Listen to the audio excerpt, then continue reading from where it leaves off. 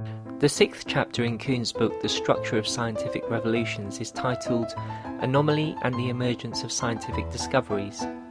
Kuhn gives the example of Thomas Priestley and his discovery of oxygen.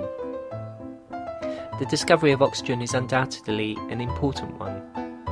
Kuhn playfully moves around the history of the discovery of oxygen, showing the futility of pinning it down to the discovery at a certain point in time by means of a simple act. Instead, he argues that there must be another means of conceptualizing this. The identification and characterization of oxygen occurred not in isolation, but in the context of contemporary theory.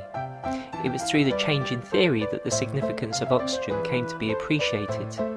In effect, it was a network of scientists that collectively brought about the discovery of oxygen, combining both the experimental and conceptual elements necessary for this accomplishment.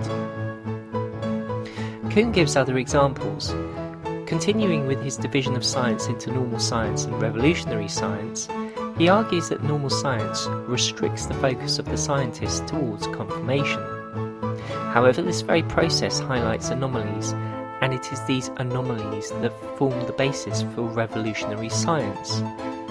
Revolutionary and normal science can be considered to be activities at different levels of a theoretical hierarchy. The implication is that even when activities are geared towards one level of that hierarchy, they lead necessarily to changes at other levels of the hierarchy, and perhaps in an unpredictable way.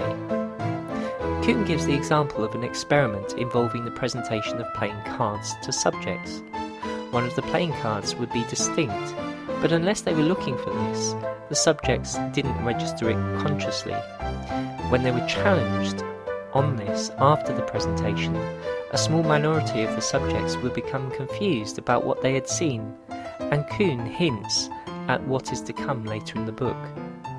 By looking at the material in this way, Kuhn offers us insights into the underlying mechanisms of science, as well as offering the potential to look at alternative approaches.